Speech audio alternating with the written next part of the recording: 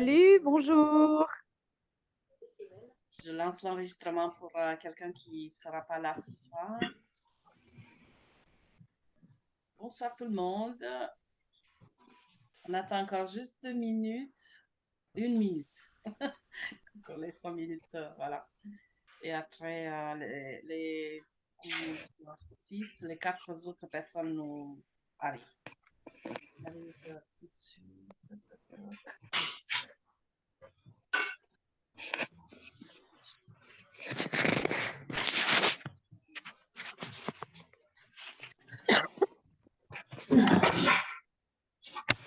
Moi, je suis en train de faire mes réglages.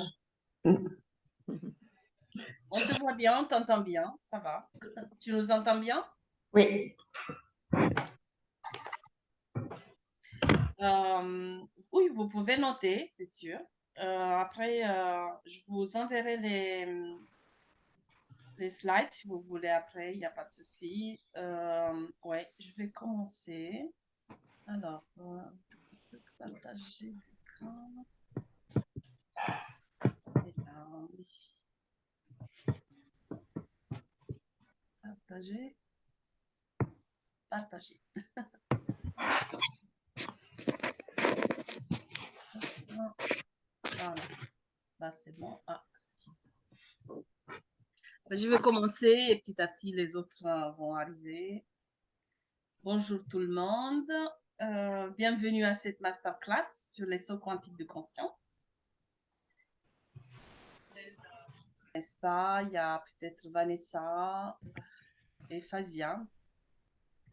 Je suis Wana Martens, mentor en supraconscience vibratoire, guide des clés génétiques certifié, auteur d'articles de blog et de e-book et formatrice et conférencielle dans le domaine de la spiritualité et de l'ouverture de conscience. N'hésitez pas à noter les questions au fur et à mesure que j'avance dans mon discours, parce que j'ai bien prévu un temps à la fin pour répondre à toutes ces questions. Alors, nous allons voir ensemble les sauts quantiques, que signifie un saut quantique selon moi, et les définitions un peu standards, mes expériences personnelles, quelques expériences parce que j'en ai plusieurs.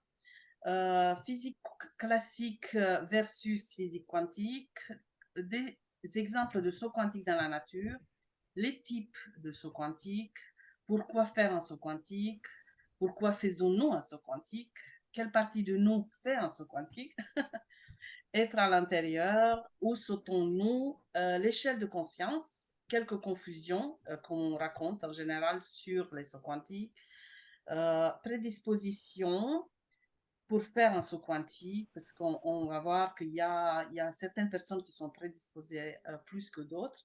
Les freins, comment préparer le terrain, comment provoquer un saut quantique, l'outil des clés génétiques, parce que c'est vraiment un outil qui favorise les sauts quantiques et c'est l'outil que j'utilise. Je vais vous en parler très, très brièvement.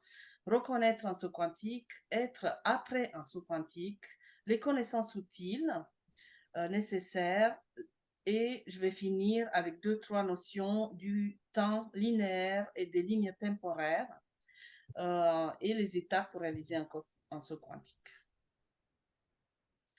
Petite citation que j'aime bien de Sénèque. Ce n'est pas parce que les choses sont difficiles que nous n'osons pas les faire, c'est parce que nous n'osons pas les faire qu'elles sont difficiles. J'aime beaucoup. J'aime beaucoup et ça me parle beaucoup parce qu'en fait, nous allons voir les choses manquées ont une influence dans notre vie plus qu'on le pense. Que signifie un saut quantique? C'est un changement vibratoire spontané d'état sans passer par les états intermédiaires. En termes scientifiques et physiques, le saut quantique peut être qualifié de transition discontinue entre deux états quantiques. Un électron se trouvant à un certain niveau d'énergie dans un atome saute instantanément à un autre niveau d'énergie, tout en absorbant ou en émettant de l'énergie. Le saut quantique se produit en une fraction de seconde et le changement d'état est immédiat. Une mutation est un saut quantique. spontané et généralement soudain d'un état à un autre. En génétique, les mutations sont souvent les erreurs qui se produisent lorsque les gènes se copient les uns aux autres. De telles erreurs peuvent conduire à des nouvelles combinaisons chimiques fascinantes qui peuvent à leur tour conduire à l'évolution en forme entière, des formes entières, de, de formes entières d'espèces. Alors, le saut quantique, la première chose à retenir, c'est que c'est quelque chose qui se produit soudainement et que ça prend très peu de temps.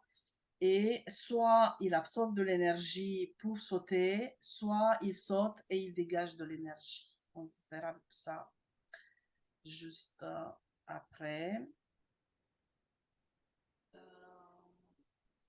Attendez, je vais juste vérifier Facebook s'il y a un problème de code, mais je pense que ça ira. J'ai pas de message.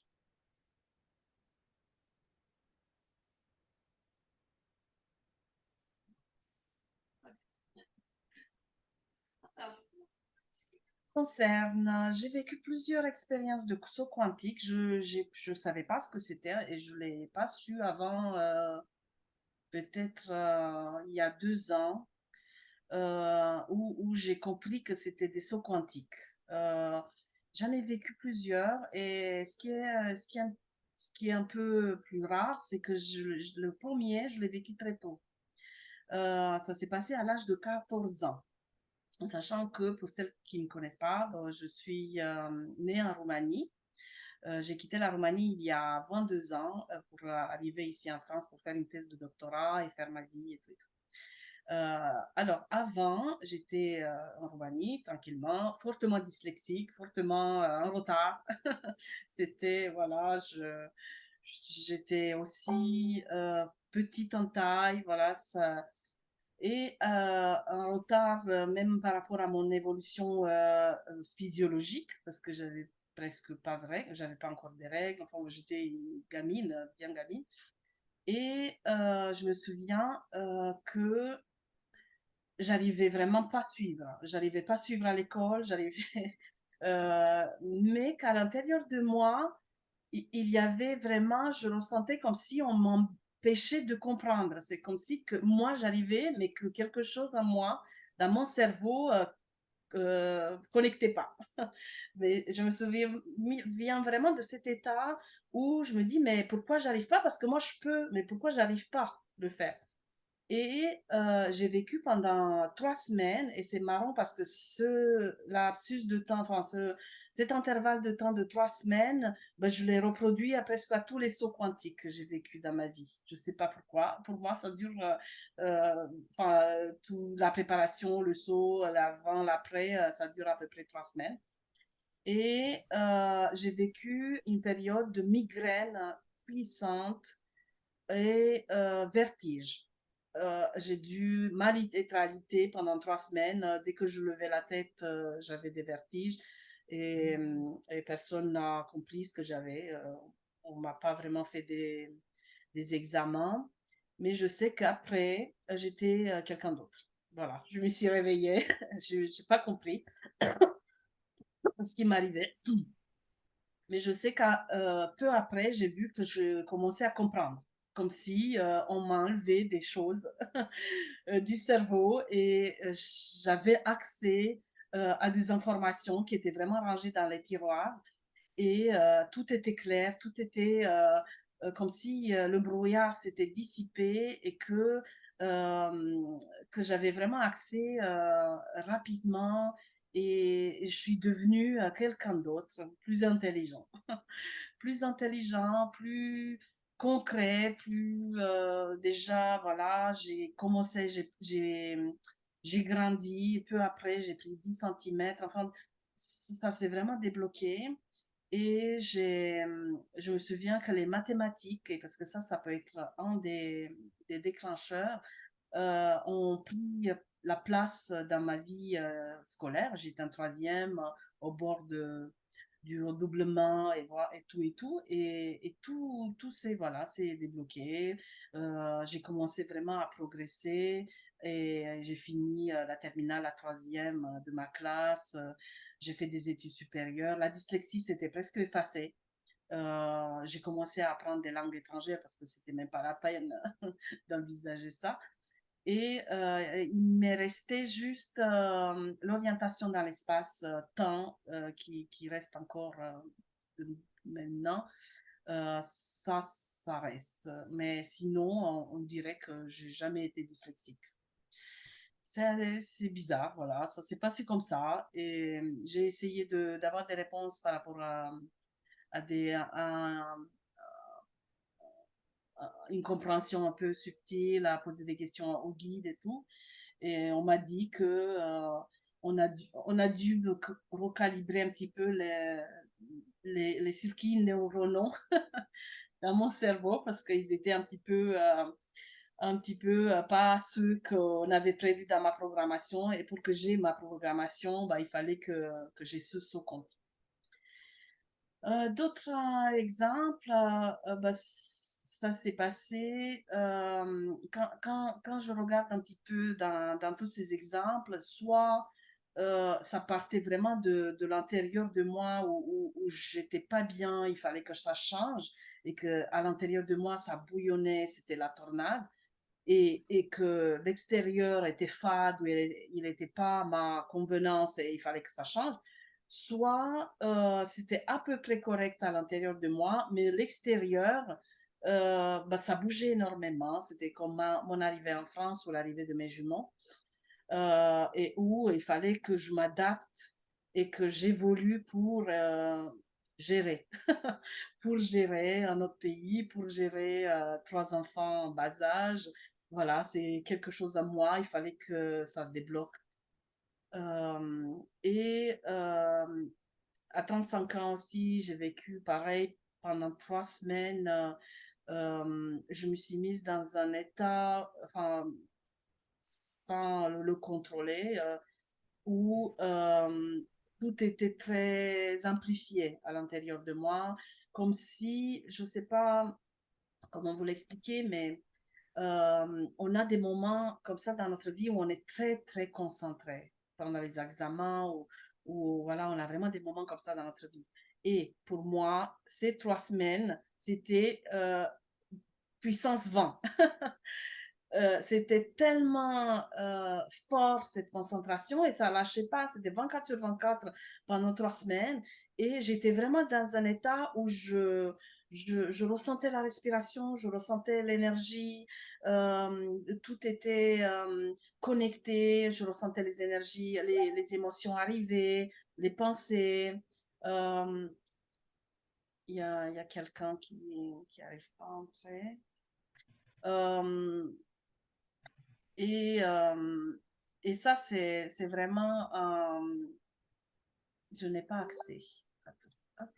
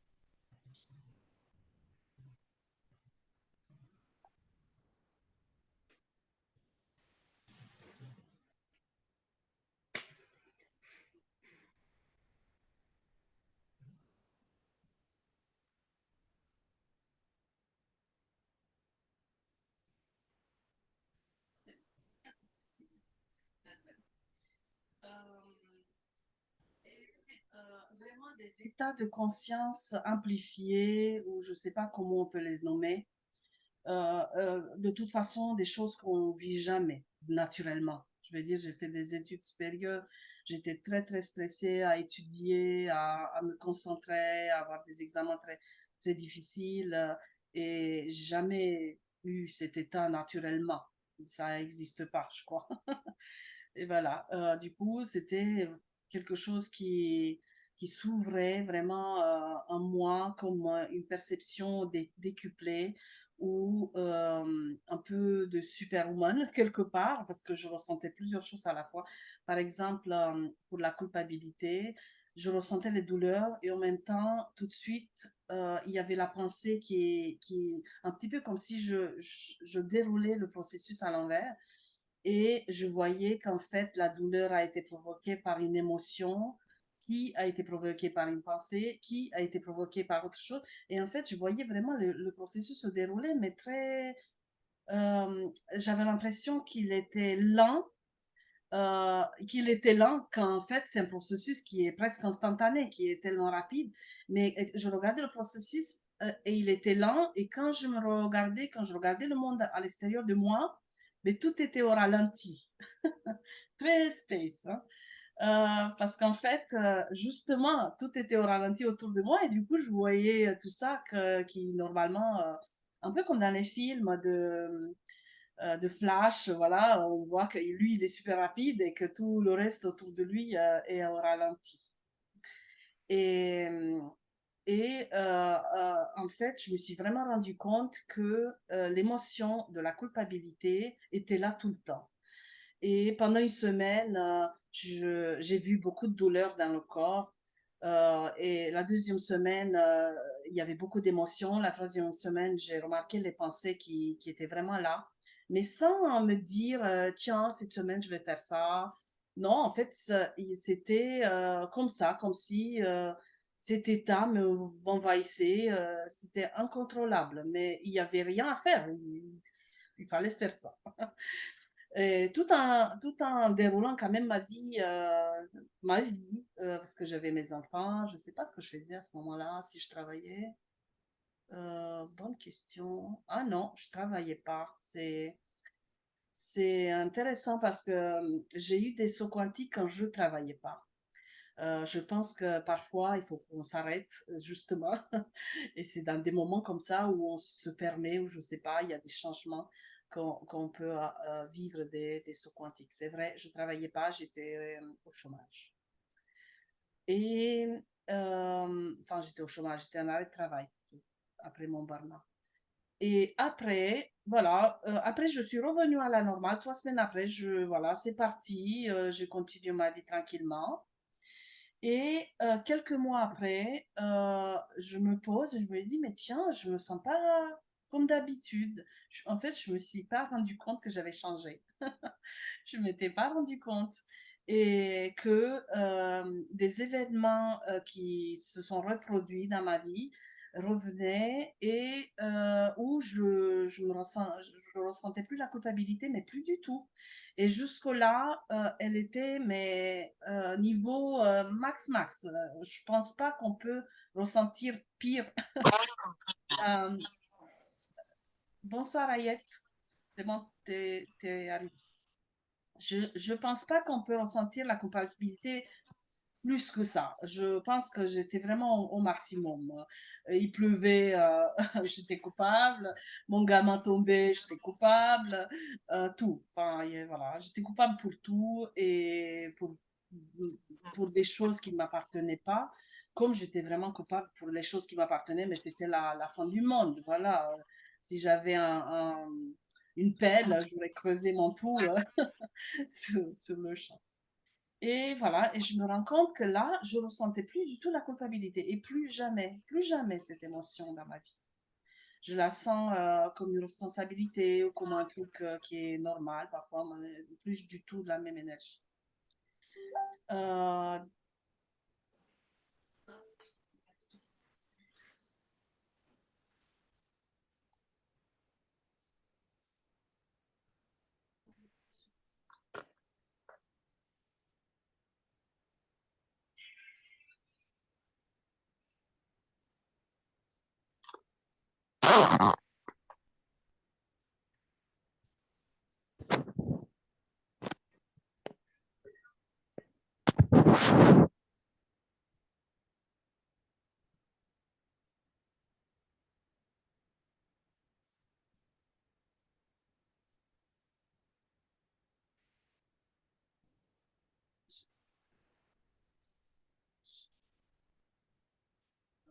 tout le monde a reçu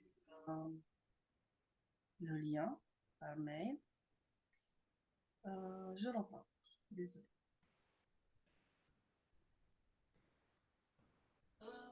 Et depuis l'âge de 40 ans, bah, j'ai eu plusieurs sauts importants comme ça. Je l'appelle l'accès au supramental, c'est quand j'ai eu vraiment des informations qu'on ne trouve pas dans la spiritualité, où tout a été remis en cause. Et là, de nouveau, pendant 3 semaines, j'étais très, très chamboulée. J'ai eu une période, enfin, ça s'est passé à 43 ans, je me souviens, j'étais en Roumanie, parce que ça aussi, c'est important. Je disais, une des conditions, c'est d'arrêter le rythme, de ne pas être dans le même rythme. Ça se passe quand on est dans un autre rythme. Pour moi, avec la culpabilité, c'était quand j'étais en arrêt de travail. À 43 ans, j'étais en voyage. Bon, dans mon pays natal, certes, mais j'étais pas chez moi. Et ça m'est arrivé à plusieurs reprises quand j'étais pas chez moi. Et quand, voilà, on sort vraiment de notre quotidien. Et je l'ai nommé compréhension du bâton parce que j'ai ressenti, enfin, pareil, un petit peu, j'ai ressenti ce phénomène de comment on se tend le bâton nous-mêmes pour se battre. Comment, en fait, on utilise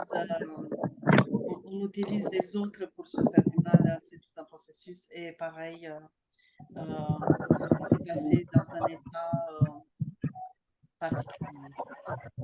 Il y a assez de bruit. Je ne sais pas qui fait du bruit. J'ai coupé. Et je ne sais plus lequel. Je ne l'ai pas noté. Il y a eu un moment où j'ai vécu pareil un saut quantique où j'ai gonflé. C'est une sensation. Je suis devenue comme un gros marshmallow qui prenait vraiment beaucoup. Mais de l'intérieur, j'avais vraiment l'impression que j'avais plus de peau et que je gonflais.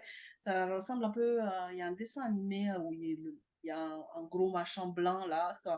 Euh, et que je prenais vraiment la place de la pièce. C'est assez spécial comme sensation. Et dans cette sensation, je disais quelque chose à mon mari de ce que je comprenais.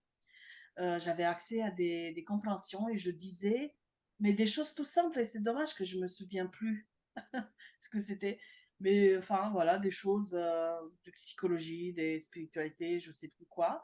Et quand je le disais, ça vibrait tellement en moi comme des vérités, comme si chaque mot était dit dans chaque cellule.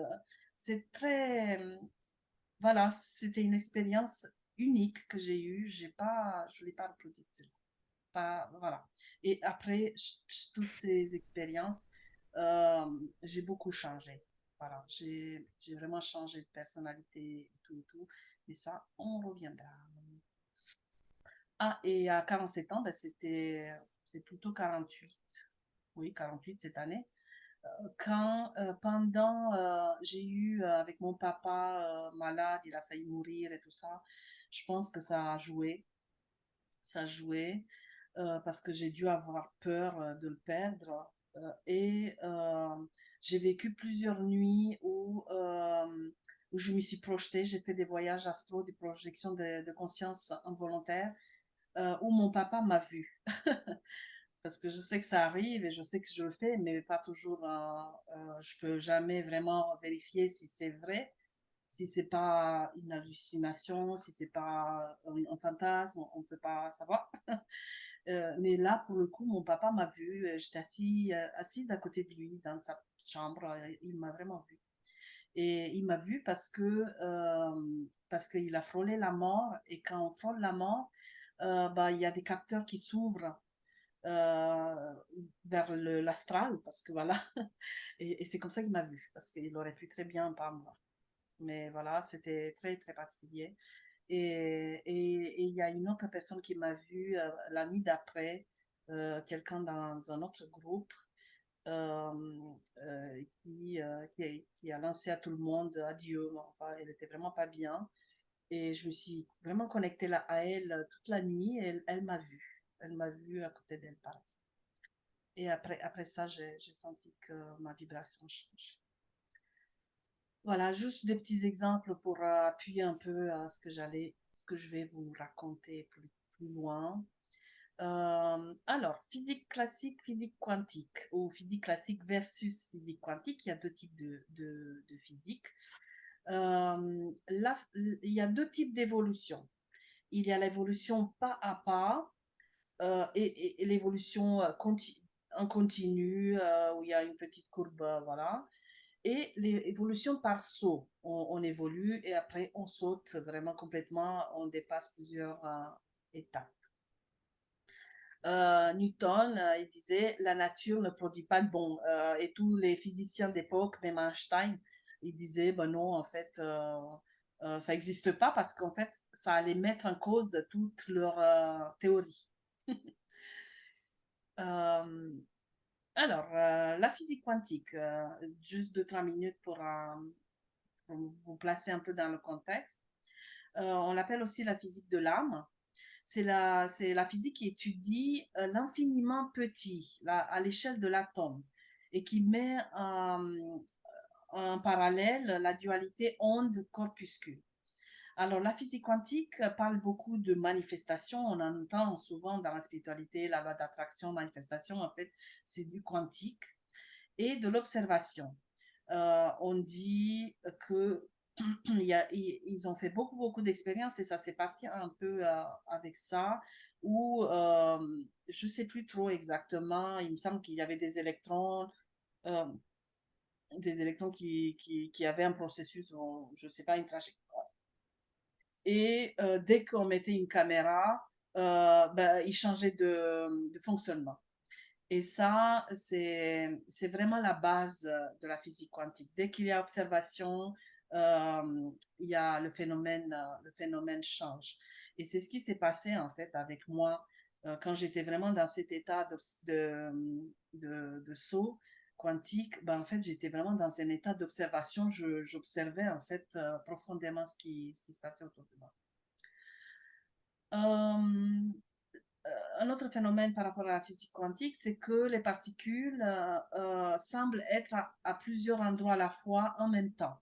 Voilà, c'est d'où la téléportation, la superposition, tous ces méthodes d'avenir, de physique d'avenir qui vont se mettre en place.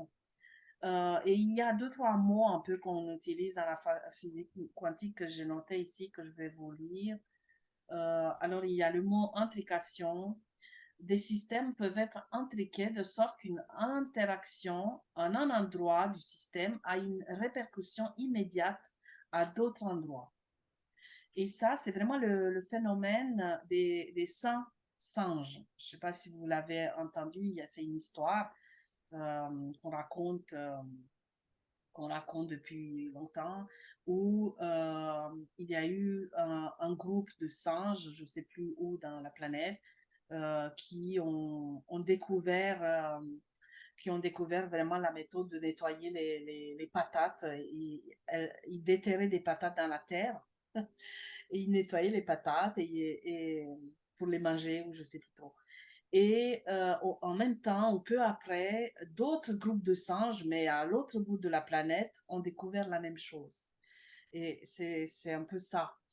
C'est un peu ça ce qui se passe dans la physique quantique. Et c'est vraiment la base de l'influence qu'on peut avoir sur notre entourage. Alors, quand nous, on évolue, quand nous, on change de vibration, on accomplit des choses, ben, les personnes autour de nous changent. C'est ce phénomène-là, en fait, qui se répercute, en fait, euh, sur les autres. Et c'est comme ça aussi que ça se passe au niveau collectif, d'ailleurs. Qu'est-ce que j'avais noté aussi les autres? Toc, toc, toc. Alors, la contrafactualité, c'est des événements qui auraient pu se produire, mais qui ne se sont pas produits, qui influencent le résultat de l'expérience. Ça, c'est très particulier parce que notre cerveau, il a du mal à concevoir que des choses qui ne se sont pas produites nous affectent. S'ils ne se sont pas produits, c'est qu'ils n'existent pas quelque part. Et du coup, on a vraiment du mal à conceptualiser ça.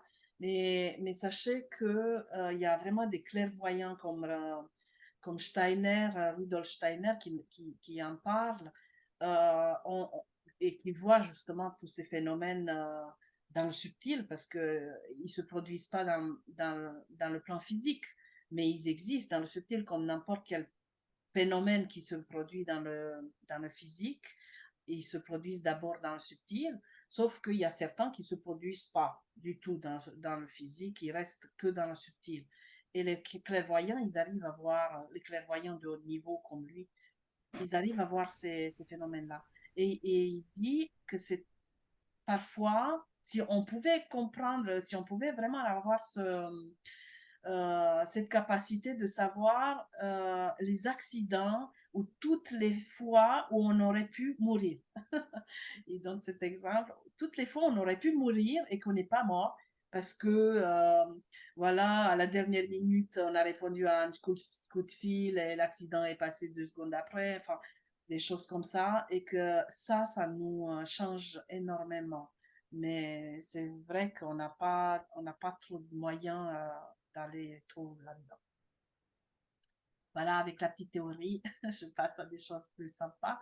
Il y a une petite phrase que je connais depuis longtemps d'Albert Einstein, même s'il réfutait la physique quantique, il était quand même bien conscient de ça. Il disait, j'aime penser que la Lune est là, même si je ne la regarde pas. Parce qu'un peu dans cette idée que de l'observateur qui change notre manifestation parce qu'on l'observe. Et qu'on ne regarde pas la Lune n'est pas là. C'est intéressant. Alors, quelques exemples de sauts quantiques dans la nature. Ben, le Big Bang, c'est déjà pas mal. La création de l'univers, de nulle part, partout, il y a eu quelque chose qui s'est créé du néant, de quelque chose de très comprimé qui s'est étalé. Il y a l'atome d'hydrogène dans le modèle de Bohr qu'on utilise dans les horloges atomiques, maintenant vraiment pour comptabiliser, pour mesurer le temps, on n'utilise que ça. Mais en fait, les secondes qui passent, c'est pas du tout linéaire. C'est des atomes qui font que des sauts, que des sauts. Les réactions physico-chimiques de la photosynthèse, la transformation d'une chenille en papillon, que tout le monde connaît, c'est une métamorphose. Et comme je le disais, par rapport à l'ADN, c'est un vrai saut quantique. L'électron sur l'orbite, c'est vraiment la définition de la physique quantique.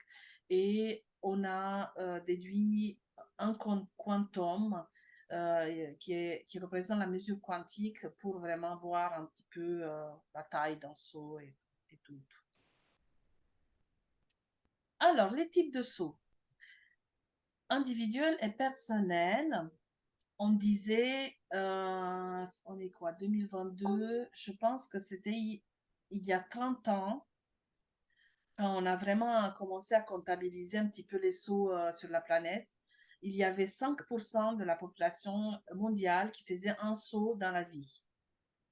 Enfin, voilà, au moins un saut. Depuis 2000, l'an 2000, ça a beaucoup, beaucoup augmenté.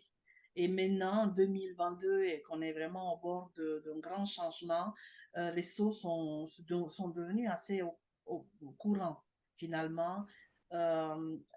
L'accélération du temps et tout ce qui se passe favorise vraiment les sauts quantiques. Du coup, chaque personne peut faire des sauts en individuel. Ensuite, il y a des sauts collectifs. L'humanité, dans son grand devenir depuis le début, elle a fait des sauts. Passer de human, marchand, sapiens et compagnie, tout ça, c'est des sauts. Et même les historiens, ils ne comprennent pas comment ça se fait. Parce que justement, il n'y a pas de continuité, il y a vraiment un gros, gros décalage. Et il va y avoir un gros saut en 2027, en fait. Ça, c'est Richard Watt qui le dit avec les Gene Case. On est en train de préparer un grand saut. Les bases commencent maintenant. Et il va y avoir vraiment un nouveau monde qui va s'installer à partir de 2027 sur toute la planète.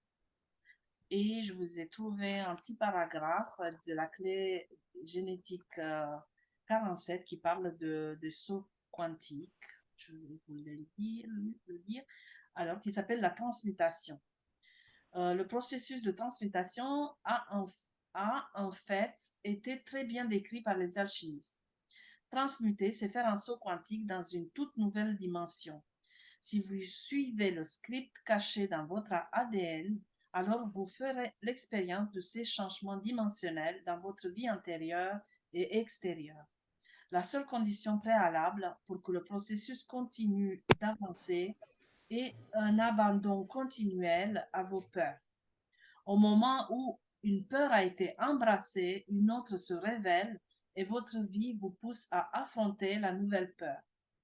Plus vous vous rapprochez du saut quantique siddhique, ça veut dire illumination, plus vos modèles semblent devenir difficiles et intenses. En fait, ils ne deviennent pas plus difficiles, mais vous devenez de plus en plus conscient que vous dormez, ce qui vous met de plus en plus mal à l'aise. C'est intéressant. Et je reviendrai avec l'ADN. Alors, pourquoi faire un saut quantique? Se connecter à soi, à la meilleure dimension, à la meilleure version de soi-même. Quand on fait un saut quantique, quand on est vraiment en plein dedans, il y a vraiment cette notion de tout est possible. Et quand c'est pas le cas, l'inverse est aussi valable et on peut le manifester aussi dans l'autre sens. Pour mieux être, mieux voir derrière les voiles des événements, être moins manipulé par la matrice.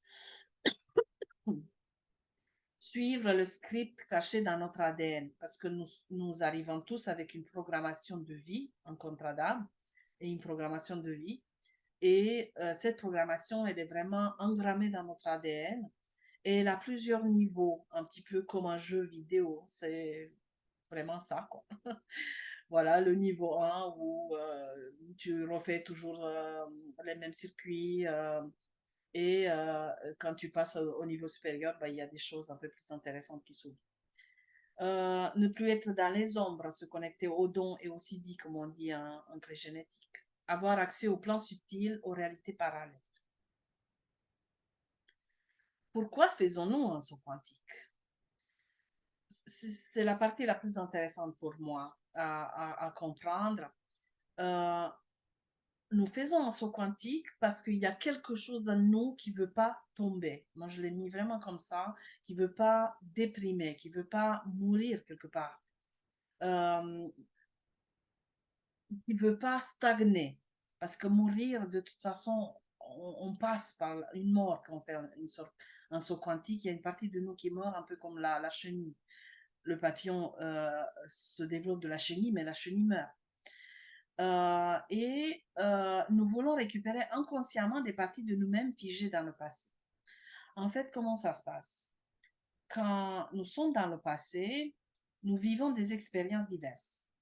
Et ces expériences, si elles sont traumatisantes, si elles sont difficiles, si elles sont mal vécues, avec beaucoup d'émotions, avec beaucoup d'incompréhension, on laisse de l'énergie dans ce passé. Il y a de l'énergie comme ça de nous-mêmes, des parties de nous-mêmes qui sont quelque part emprisonnées dans des bulles de lumière, dans des bulles.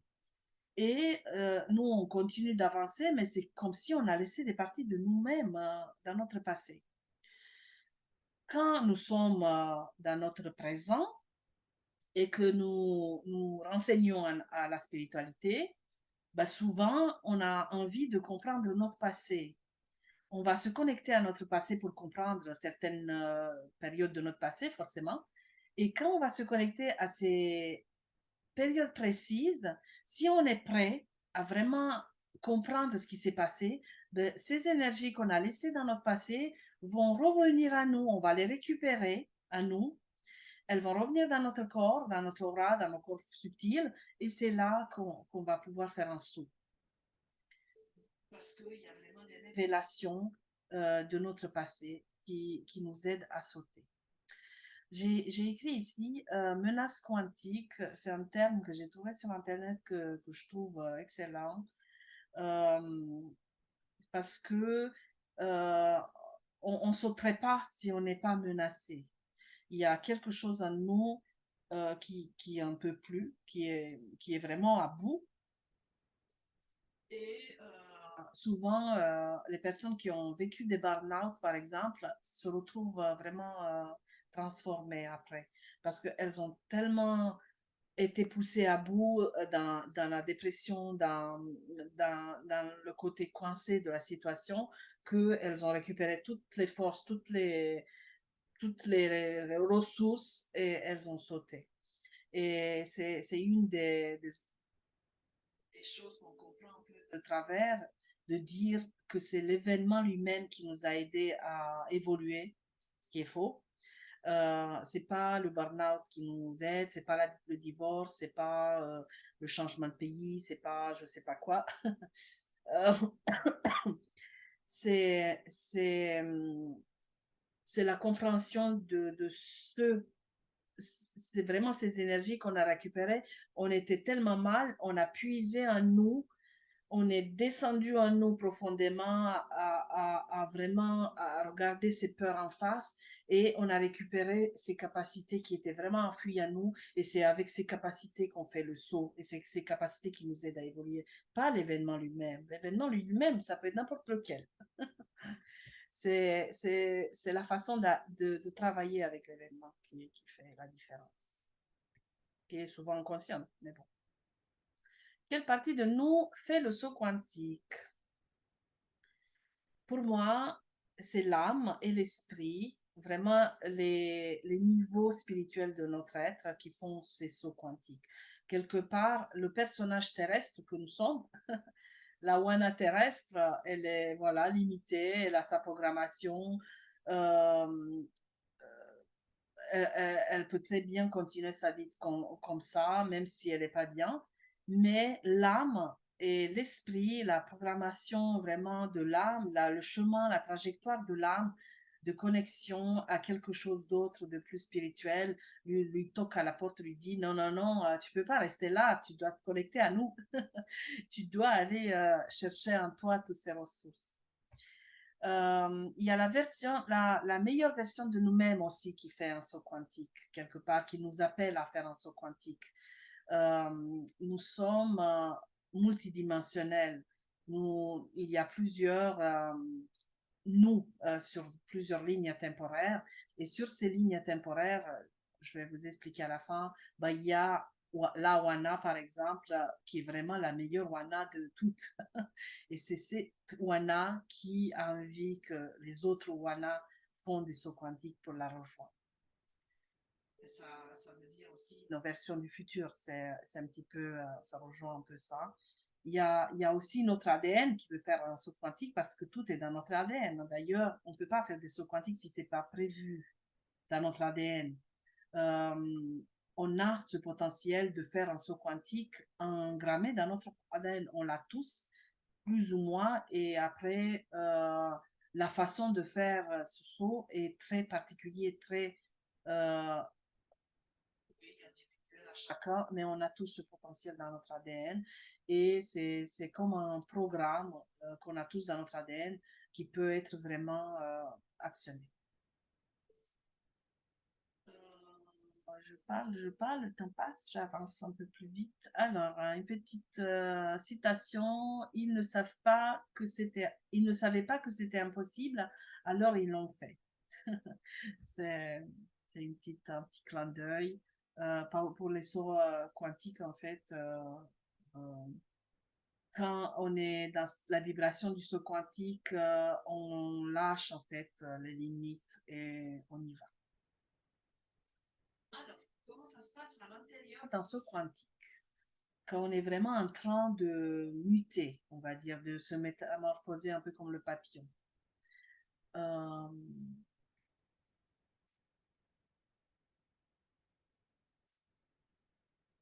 Période d'inconfort et d'initiation. en saut quantique se passe jamais dans la joie et le bon humeur. Et sur un fond de bonheur, quand on est bien, quand on est sur les plages paradisiaques, que tout va bien dans notre vie, que voilà, on ne fait pas des sauts quantiques. C'est pas possible, il n'y a pas la menace quantique qui est vraiment le déclic. Mourir pour renaître à nouveau. Il y a une partie de nous qui meurt, et ça, c'est une des conditions, et je vais la dire un peu après dans la préparation. On doit accepter quelque part de mourir. Voilà, c'est une peur, mais avoir le courage de dépasser cette peur. Se fait grâce à des révélations. Quand on progresse de façon continue, comme tout le monde, voilà, on progresse tout le temps, on a vraiment ce progrès de façon continue, entre des sauts ou sans sauts d'ailleurs, et se fait grâce à des compréhensions. On comprend des choses, ça reste au niveau mental, mais quand ces compréhensions descendent au niveau émotionnel, au niveau physique, au niveau spirituel, voilà, ça se fait vraiment à tous les niveaux, et c'est là qu'on comprend que c'est là la révélation. En fait, ça ressemble à une compréhension, mais elle respire dans tout notre être. On le ressent, hein, on ressent la chose au plus profond de nous, et c'est ça la différence entre une révélation et une compréhension. C'est pour ça que on ne peut pas évoluer si ça reste qu'au niveau mental, les compréhensions, même si ça a l'air waouh, elles elles peuvent pas nous faire avancer. Elles sont très importantes parce que c'est une des étapes, mais ça peut pas s'arrêter là.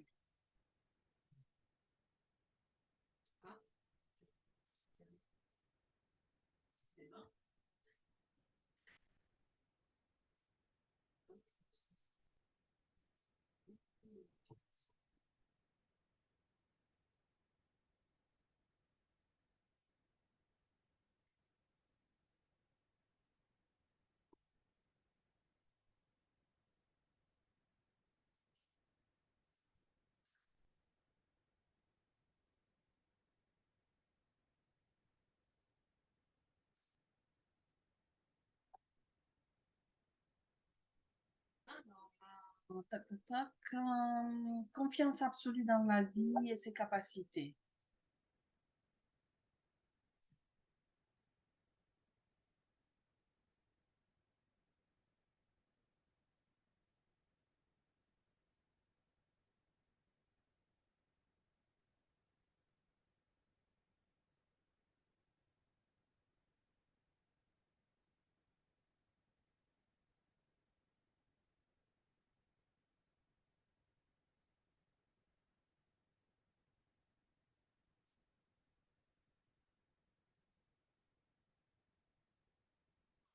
Voilà, ça, c'est vraiment une des conditions que j'ai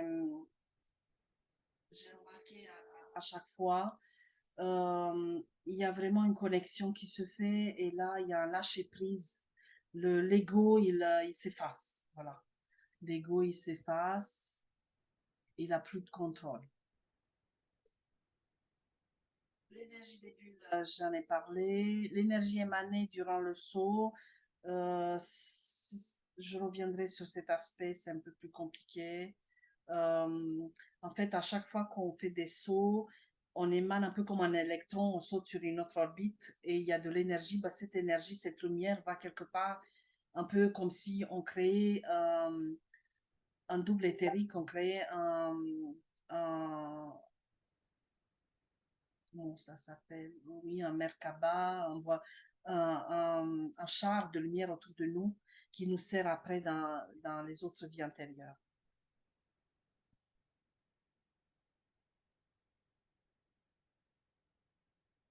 Pourquoi il marche pas?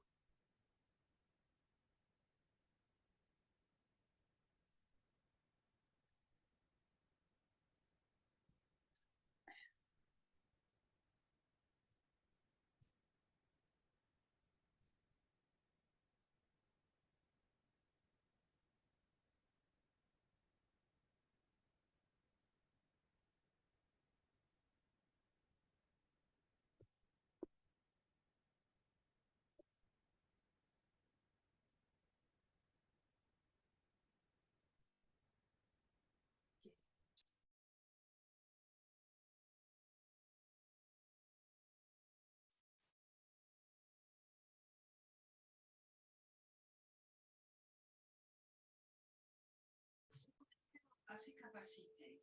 Quand on est dans un saut quantique, on se connecte à des choses qu'on ne pensait même pas avoir. À des capacités, on devient commercial, on devient super fort pendant un examen, on utilise, on devient vraiment, on a vraiment des capacités d'être et des savoir-faire comme ça qui nous viennent insoupçonnés. Et les apparitions des sensations paranormales dont je vous ai parlé, le corps qui gonfle, la sensation de flottement, toutes ces choses-là peuvent vraiment apparaître. C'est pas obligatoire à tous les coups, mais en général, on sent que c'est pas un état naturel.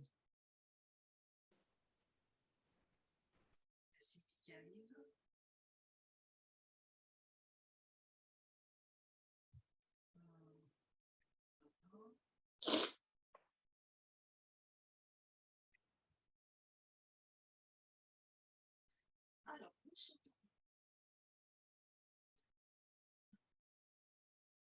où sautons-nous? Parce que c'est une question légitime. Saut quantique, mais où? Ok, on saute quantiquement, mais où? Alors, nous sautons sur un autre niveau vibratoire.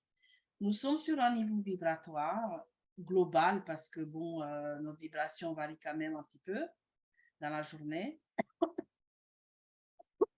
Et nous sautons sur un autre palier.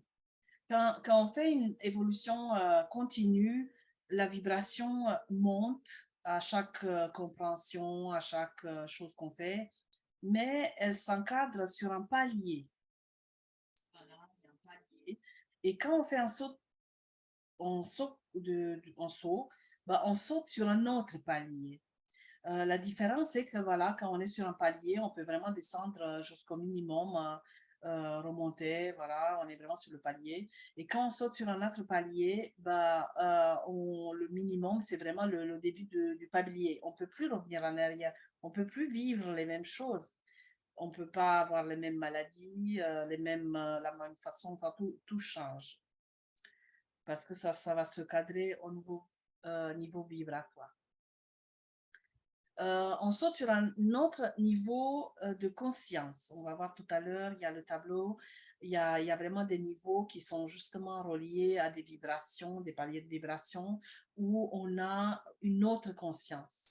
Et en fonction de la conscience qu'on a, on a accès à certaines compréhensions, à certaines émotions hautes, sentiments, et tout et tout. Et je reviens avec le tableau juste après. On peut sauter sur une autre ligne de temps. D'ailleurs, c'est souvent le cas. On ne se rend pas compte parce qu'on n'a pas cette perception. On pense que voilà, c'est notre programmation et qu'il y a un début, il y a une continuité, elle va quelque part. Sauf que c'est pas tout à fait ça. En fait, on commence avec une programmation de base à la naissance jusqu'à un certain âge, en général jusqu'à 21, c'est à peu près la même programmation. Moi, j'ai sauté à 14 ans, mais en général, oui, on suit à peu près jusqu'à l'âge adulte. Et après, à chaque saut quantique, on change de ligne temporaire. Chaque ligne temporaire continue. Par exemple, les personnes, moi, pour donner un exemple concret, j'avais quel âge? J'avais 26 ans. J'ai 26 ans. J'ai eu vraiment un problème de santé où j'ai failli mourir. D'ailleurs, j'ai failli mourir plusieurs fois, mais celui-là. Et j'ai pas juste failli mourir, j'ai failli pas avoir d'enfant. On m'a opéré, machin, et le gynéco m'a regardé dans les yeux quand je lui ai posé la question, mais est-ce que je vais avoir des enfants? Et il m'a regardé de façon très profonde et il m'a dit non. Et pour moi, c'était impossible de ne pas avoir des enfants, c'était vraiment ma raison d'être. Et je pense que, voilà, entre-temps, j'ai sauté et sur la nouvelle ligne temporaire, j'ai pu avoir d'enfants, un peu de façon miraculeuse. bon, voilà, tout mon appareil s'est remis en marche et tout, et j'ai pu avoir des enfants. Je pense que si je continuais sur la même ligne temporaire, bah, j'étais vouée à pas avoir des enfants dessus. On saute sur une autre entité identitaire. Ça, je l'ai décrit dans mes 2 articles sur l'enfant intérieur dans mon blog. Si vous voulez, on va développer, voilà, euh, peut-être après. Tous les 7 ans, on fait un saut, tous. Il n'y a pas de continuité comme ça entre nos personnages. Il y a l'enfant, l'ado, tout ça. À tous ces sauts, il y a quand même des sauts plus ou moins grands. D'ailleurs, il y a des personnes où c'est vraiment visible, ça se voit vraiment quand quand il- moi je regarde les gamins qui ont 14 15 ans, je vois comment ils ont changé. D'ailleurs, mes, mes jumeaux qui ont 15 ans aujourd'hui. Euh, on peut sauter aussi sur des plans parallèles de nous-mêmes. Ça ressemble un petit peu à des lignes temporaires, c'est un petit peu différent, où il y a voilà, des êtres multidimensionnels comme nous, euh, juste pour étaler toutes ces possibilités. Alors, l'échelle de conscience, vous voyez ici, bon, il n'y a pas l'échelle en vibration qu'on a l'habitude de mesurer avec un pendule, c'est un logarithme, c'est une autre valeur ici, mais c'est pas très grave, voilà, ça part du bas et ça monte très haut, et chaque niveau de conscience, ça correspond à une émotion précise et à un regard sur la vie. Par exemple, quand on est vraiment tout en bas, ben, l'émotion... ah, c'est marrant, il y a un truc rouge qui apparaît sur mon écran. Je ne sais pas si vous le voyez, là. C'est bizarre. Euh, L'émotion, c'est l'humiliation et la vie est misérable. Voilà, on est vraiment, on considère la vie misérable. Ben, ces personnes-là, on ne peut pas leur demander d'être dans la joie ou d'être fier. C'est pas possible, ils ne peuvent pas. Et pareil, n'importe quel niveau, si on demande des choses qui sont en haut, c'est pas possible. Moi, je vois beaucoup sur Facebook euh, des posts sur l'acceptation, le pardon. Par exemple, ici, l'acceptation, le pardon, c'est un niveau de conscience très haut. Pour pouvoir accepter et pardonner, il faut être à ce niveau de conscience. Et on ne peut pas le faire autrement. C'est pas possible. C'est voilà, c'est impossible. On pense le faire et en fait, non. Et par exemple, quand on est dans la colère, ben, c'est beaucoup mieux que d'être dans la dépression. Et voilà, on est quand même bien monté. Se mettre en colère, c'est une énergie quand même plus motrice que d'être tout au fond du tout dans l'apathie ici.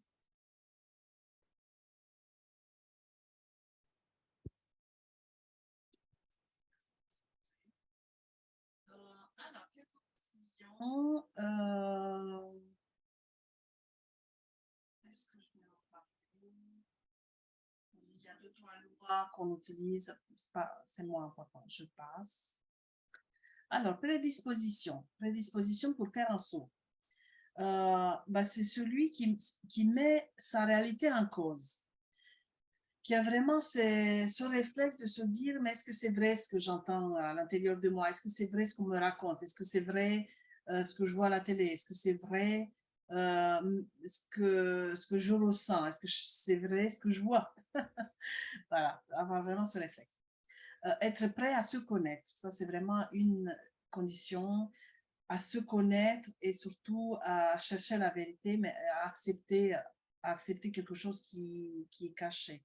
Parce que une des conditions du son, en fait, c'est que c'est caché. Il y a, comme le papillon, on ne le voit pas avant qu'il sorte, il y a un contenu d'information qui reste caché.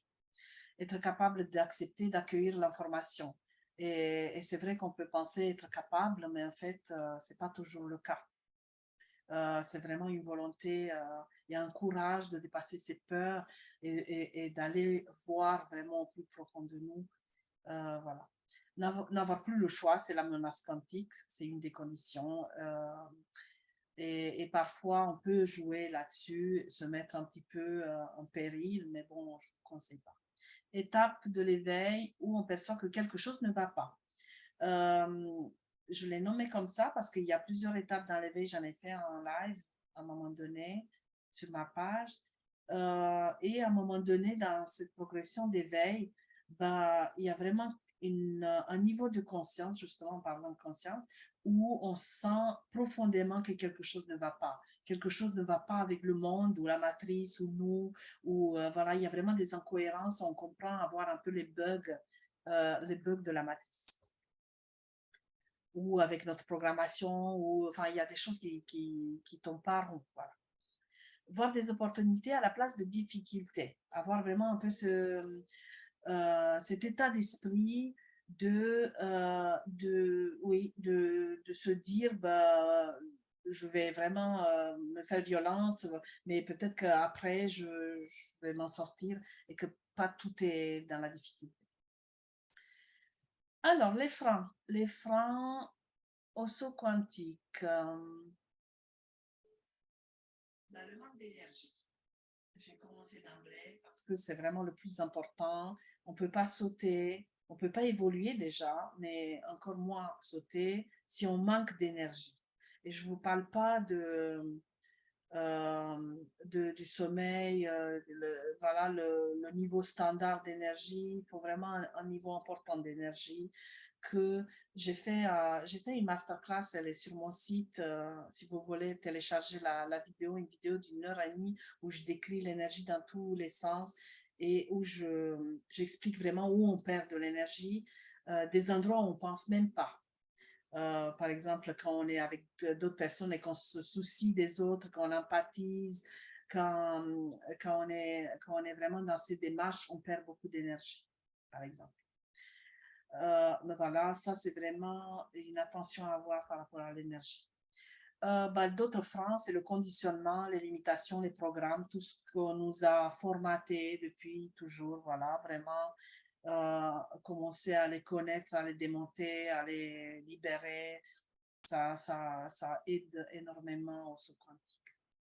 Être astralisé dans les ombres, dans les peurs, j'ai fait un mini live la semaine dernière, il me semble, il y a 2 semaines, où en fait quand on n'est pas bien, mais pas au niveau de la comment on dit la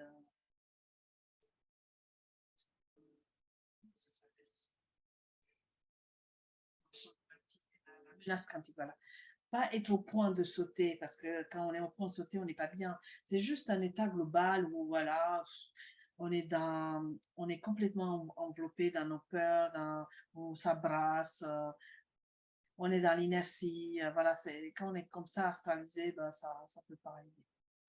Regardez la télé, ça je vous en parle pas, ça aide vraiment pas. Se comparer aux autres, rester dans sa zone de confort, des habitudes. Voilà, quand on veut vraiment passer à un autre niveau, euh, sortir de chez soi, aller dans un voyage, sortir un peu, faire les choses complètement différemment, commencer la journée avec d'autres habitudes, je sais pas, ne serait-ce que se brosser avec la main gauche, les dents, des petites habitudes, parfois ça peut vraiment aider.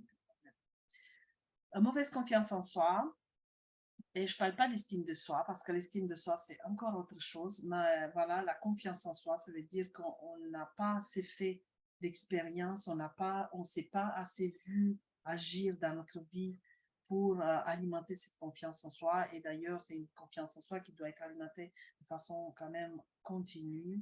La confiance en soi, elle aide le support. S'identifier à son corps, sa famille, ses égrégores, enfin, aux égrégores collectifs. Du coup, voilà, plus on fait un travail de désidentification, de connexion, plus on favorise ce quantique. N'hésitez pas à noter des questions, parce que moi je parle. Mais j'arrive vers la fin. Préparez le terrain. Préparer le terrain, ça veut dire vraiment mettre en place tout ce qu'on peut mettre en place pour que ça arrive, parce qu'on ne peut pas provoquer un saut quantique, le dire, là, c'est bon, je prends mon voyage, dans 2 jours, je vais faire un saut quantique.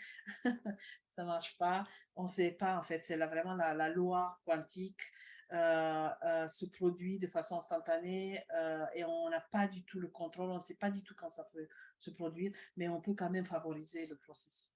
Faire les choses différentes, sortie voyage, avoir assez d'énergie, ça je l'ai dit, travailler le taux vibratoire, se connaître au niveau vibratoire, ça veut dire savoir ce qui nous fait baisser la vibration, ce qui nous fait monter la vibration. Il y a tellement d'informations maintenant sur Internet, c'est facile.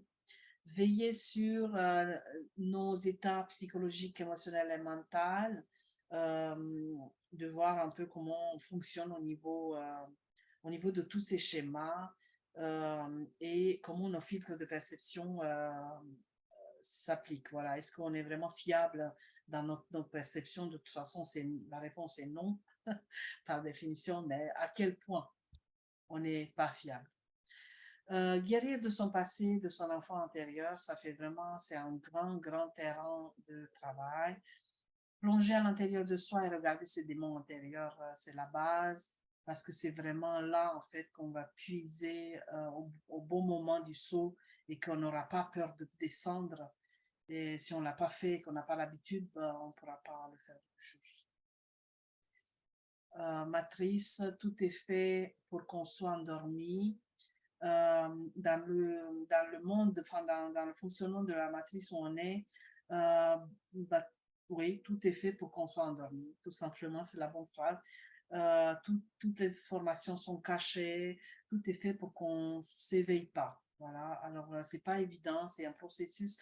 Si on fait les choses dans l'ordre et un peu comme pour être un bon citoyen, entre guillemets, on n'est pas sur le bon chemin du saut.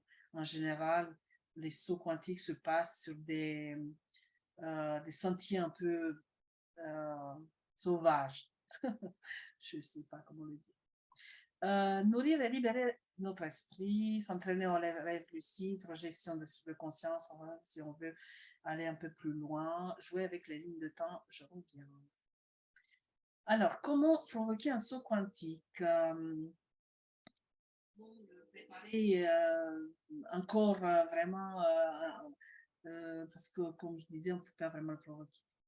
Voilà comment préparer un niveau avancé. Être dans la joie, c'est vraiment le terrain, être dans la joie, être dans les dons, être en mouvement et en action. En saut quantique, dans l'inertie, avaler sur le canapé, ça ne peut pas se passer. Le saut quantique se fait quand on est dans l'action, quand on fait quelque chose de nouveau en général. Observation, pleine conscience au quotidien, c'est ce que j'utilise dans les clés génétiques. Pendant 3 mois, on ne fait que ça, on s'observe, on regarde, on regarde, on regarde.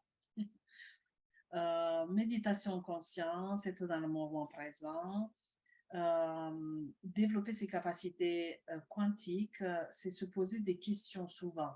Est-ce que parce que un saut peut arriver juste parfois en se posant la bonne question. C'est ce qui m'est arrivé une fois. J'étais dans un état comme ça et il y a eu une révélation et je me suis posé la question dans cette révélation et le saut s'est ouvert. Être dans la réalité, pas se mentir à soi, ça veut dire vraiment accueillir tous ces états d'ombre, se connaître vraiment en profondeur. Supramental, ça c'est un autre niveau. Alors, après un saut quantique, ça j'aime bien ces images du film parce que c'est ce qui s'est passé en fait. Ici, c'est Doctor Strange l'a complètement projeté en fait dans des dimensions parallèles. C'est un saut. Elle lui a fait provoquer un saut quantique. Il y en a des maîtres qui le font. Oui, je dis qu'on ne peut pas savoir, mais oui, il y a des maîtres qui le font. Alors, après un saut quantique, il y a un point de non-retour, poser de nouvelles actions et être accompagné pour pas être piégé par l'ego. En fait, c'est un petit peu comme si, voilà, on a fini notre rôle quelque part, notre script, on a joué notre personnage jusque-là, on change de rôle et il y a un moment de flottement, on sait pas en fait qui on est. parce qu'on change vraiment toujours à mieux, mais il y a quand même un moment un peu d'incertitude où on ne sait pas qui on est, tout simplement. Et on sait qu'on ne peut plus revenir en arrière, ça c'est une évidence. Mais voilà, dans cet état d'esprit, on ne peut pas rester comme ça sans rien faire. Il faut poser des actions pour alimenter un peu cette énergie et pour alimenter cette voie, cette nouvelle voie, parce que sinon, je ne sais pas, enfin, on ne peut pas vraiment revenir en arrière, mais on profite pas de tous les bénéfices, on va dire, de tous les bénéfices du saut. L'outil d'épigénétique, ça j'en parle beaucoup, c'est ce que j'utilise, c'est vraiment l'outil, le meilleur outil pour se connaître, pour faire l'observation et pour faire des sauts quantiques. Sur trois mois en général, j'en ai vu sur plusieurs personnes. 8 signes vécus lors d'un saut quantique. Sensation de flottement, j'en ai parlé. Ressentir la circulation de l'énergie, la spiritualité qui prend vraiment beaucoup de place. Notre pouvoir d'attraction augmente. Et voilà, il y a vraiment ces sentiments de vérité. Quand cette révélation est là, elle est vraiment puissante et on la reconnaît au fond de nous, on l'a déjà entendu. Voilà. Dans d'autres vies antérieures ou à d'autres moments, on l'a vraiment. On a accès à des informations qu'on n'avait pas avant. Voilà, on s'ouvre vraiment à d'autres niveaux d'information et on commence à manifester des choses, on commence vraiment à vivre la prospérité, le succès. Voilà, parce que nous changeons profondément. Nous ne voyons plus la vie comme avant. Notre perception change. Impossible de revenir en arrière, je vous le dis. La neuroplasticité du cerveau change, la chimie du cerveau change. Il peut y avoir vraiment des émotions qu'on ne vit plus, comme dans mon cas. Voilà, c'est vraiment des changements de paradigme, on voit la vie se dérouler différemment, les mécanismes de la vie. Jusque-là, par exemple, si on se sentait victime du processus ou qu'on pensait que les autres étaient des grands méchants, par exemple, parce que c'est une des choses qui peuvent arriver. Bah, après un saut quantique, on se rend compte qu'on est tous connectés et que c'est des miroirs de nous-mêmes. Enfin, il y a vraiment des compréhensions qui s'ouvrent. On n'a pas tout, hein, il ne faut pas croire. Hein. Après un saut quantique, on n'a pas tout, mais ça nous aide quand même à avancer et à chaque saut quantique, on saute à d'autres compréhensions un peu plus fines. Alors, les connaissances utiles en général pour vraiment avoir les bons bagages, on va dire, c'est de savoir que nous sommes des êtres multidimensionnels et qu'il y a des parties de nous qui se passent dans le futur, des parties de nous qui se passent peut-être ailleurs, qui se passent dans les plans subtils, qui se passent dans l'astral, voilà. Que la nuit, on voyage, enfin, toutes ces compréhensions aident au saut quantique. Que nous sommes dans une matrice et qu'il y a voilà, des choses qui se passent pas forcément comme on le croit, qu'on n'a pas toujours le libre arbitre comme on pense, qu'on est manipulé, qu'on nous vole notre énergie ou détourne notre énergie. Voilà. Se renseigner sur les mécanismes de la matrice, c'est un bon terrain de saut. Moi, c'est ce qui m'est arrivé quand je disais que je me suis connectée au supramental. C'était ça, en fait. Pendant 3 semaines, là, euh, j'ai appris des choses. En fait, j'ai découvert des choses que je ne savais pas du tout. Et là, ça a ouvert vraiment des portes. Et que surtout, que nous sommes des créateurs de notre réalité. Et ça, avec le saut quantique, ça s'ouvre à puissance 10. Il y a beaucoup de personnes qui gagnent beaucoup d'argent avec ça. Des entrepreneurs, après des sauts quantiques, en fait, ils se disent bah, tout est possible et ils demandent tout et tout, voilà, et ils doublent, ils multiplient par 10 leur chiffre d'affaires avec ça. 2-3 mots sur le temps. le temps linéaire et circulaire. En fait, le cerveau et notre ego, notre perception dans la 3D peut penser que le temps est linéaire, qu'il y a voilà, euh, le avant, le maintenant, le après, une heure après, et ainsi de suite, c'est linéaire. Mais en fait, le temps est circulaire et il peut tourner dans le sens vers le futur, mais il peut tourner aussi vers le passé. Quand on fait des sauts quantiques et qu'on a des perceptions qui s'ouvrent justement à ces compréhensions, en fait, on ressent le temps. C'est vraiment c'est des informations comme ça que je ressens. Je ne vais pas vraiment aller les chercher, mais j'imagine que ça existe. Je ressens. Je ressens ces informations. Elles viennent à moi. Je ressens comment je me connecte parfois au présent. Je jongle avec ces notions. Par exemple, je sais que euh, si je ressens un malaise dans le présent, c'est qu'il y a quelque chose du futur qui m'appelle euh, et j'anticipe, j'ouvre cette fenêtre vers le futur.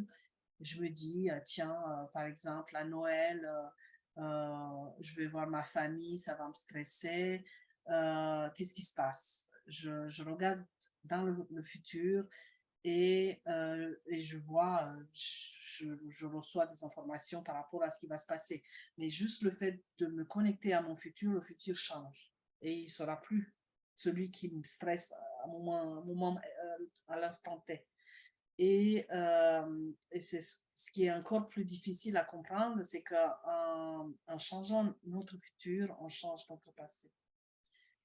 Et c'est compliqué en fait de le savoir parce qu'on n'a pas cette perception, mais en fait c'est vraiment une boucle. On change notre passé. Il y a vraiment des choses, des perceptions qu'on n'a plus. Par exemple, ce manque d'amour qu'on ressentait pendant des années par rapport au regard des parents, par rapport à ce qu'on a vécu dans le passé et tout bah, change parce que en fait ça fait une boucle de feedback et c'est aller dans le passé. Le passé a changé, est revenu vers notre présent où on est avec d'autres perceptions parce qu'entre-temps, toutes ces choses-là sont un peu effacées.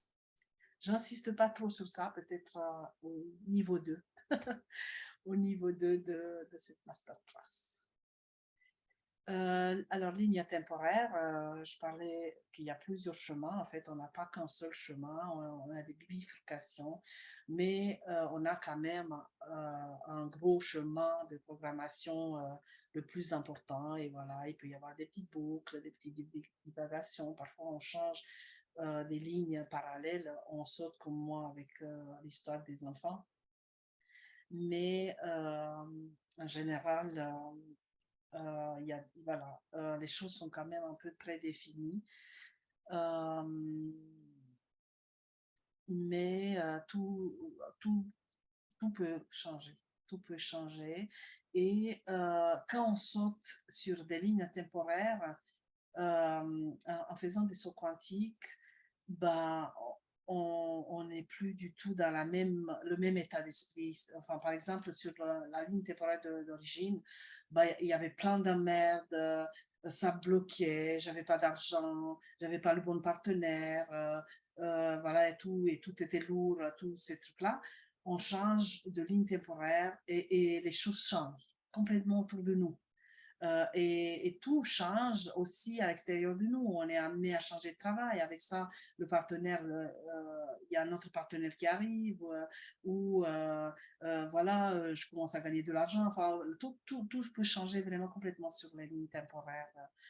Et moi, j'aime bien, j'ai remarqué ça parce que aussi par rapport au collectif, parce que on a notre ligne individuelle, personnelle, mais aussi il y a des lignes collectives, par exemple des Français ou par pays, par un collectif mondial et tout.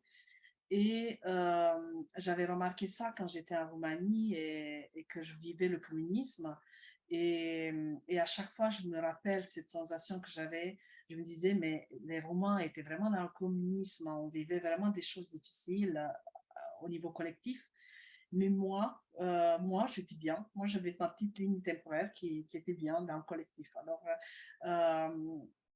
même si parfois on peut avoir peur des guerres, ou des pandémies, ou de tout ce qu'on nous raconte et tout ce qui va se passer, on peut avoir une ligne temporaire saine, nous, et que voilà, que les choses ne nous impactent pas, que voilà, même si on attrape le Covid, moi j'en sors à peine, bah, c'est pas non plus la fin du monde.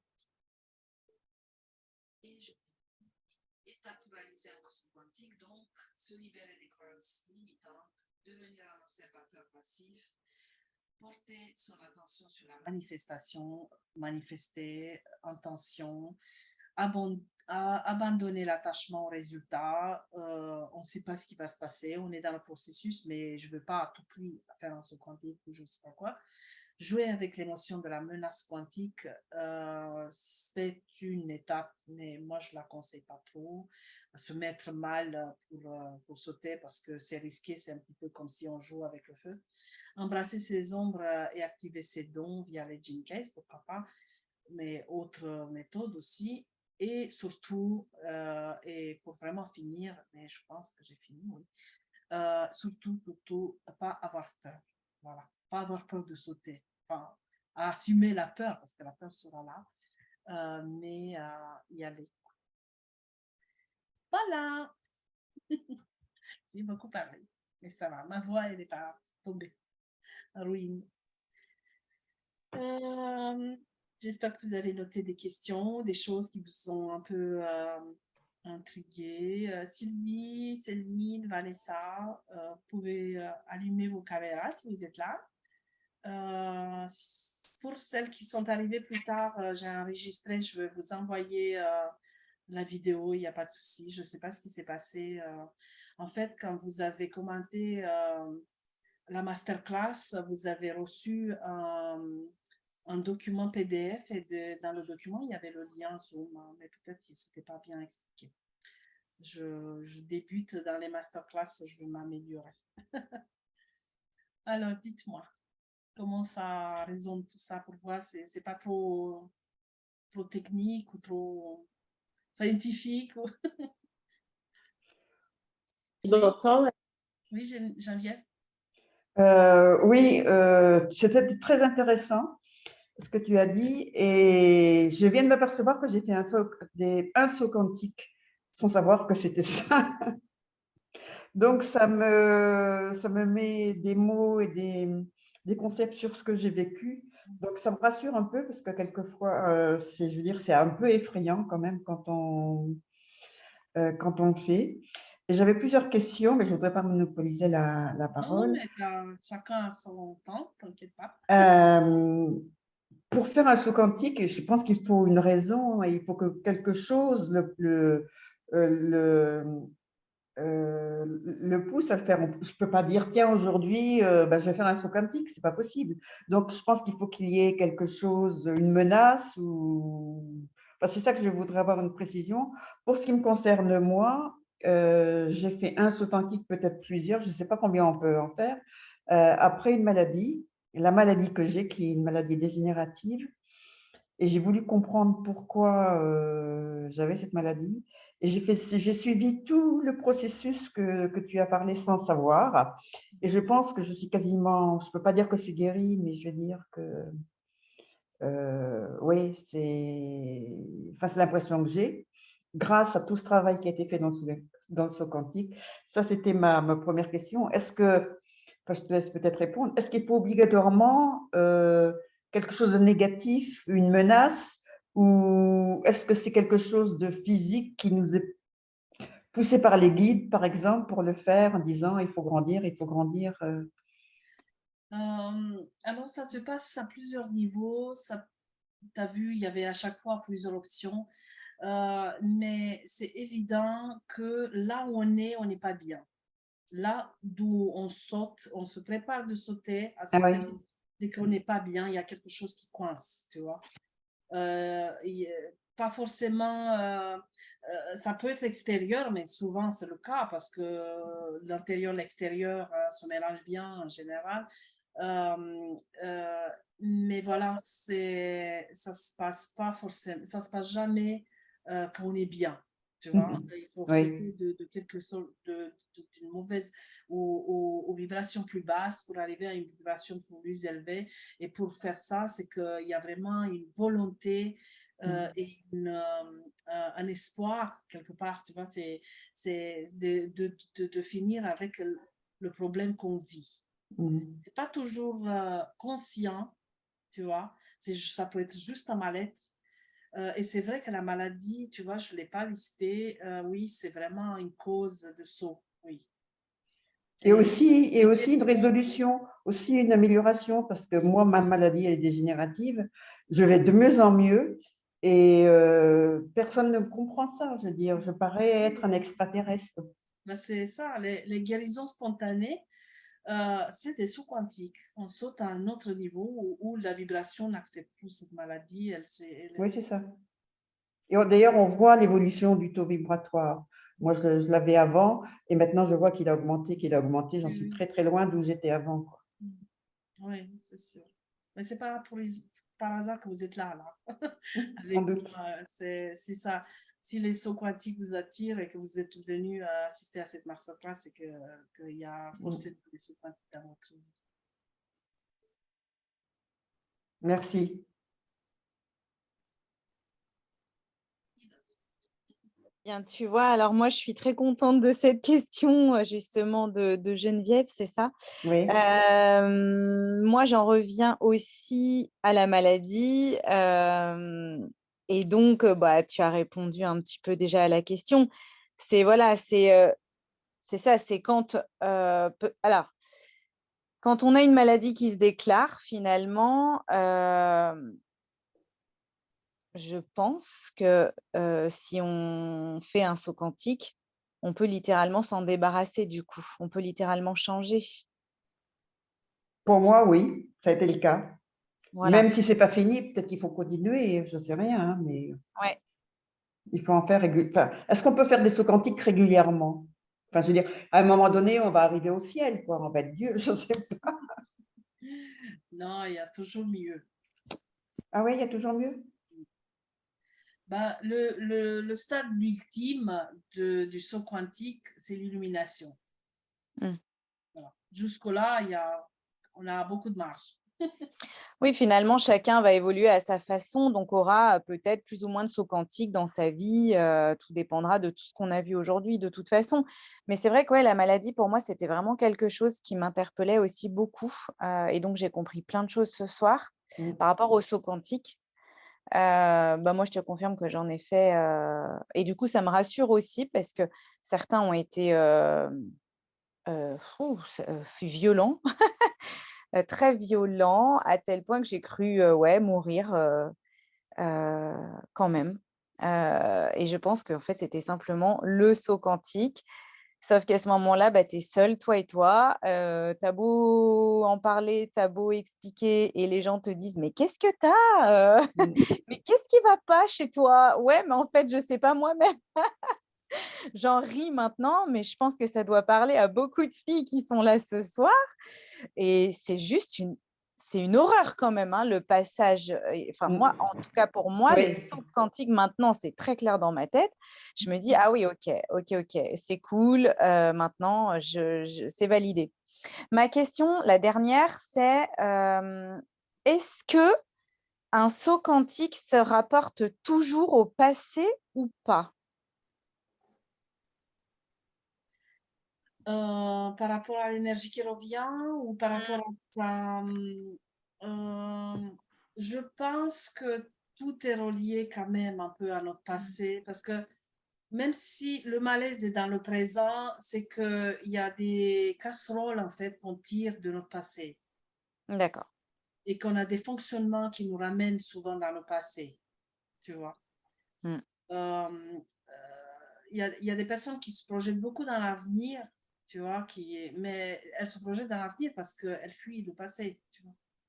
Ouais. C'est, mais je pense que ça fait partie de notre fonctionnement, oui. Si je comprends bien ta question. Ouais, c'est ça. Oui, oui, c'est ça, c'est ouais, OK. OK. En tout cas, merci beaucoup, Oana, encore et encore. Je laisse la parole. Coucou Maouana, c'est Emeline. Oui, je vois pas ta tête. Ta jolie Non, tête. je mets pas la caméra. Alors, moi j'ai une question, je te l'ai posée dans le chat. Est-ce que tu penses qu'en fait,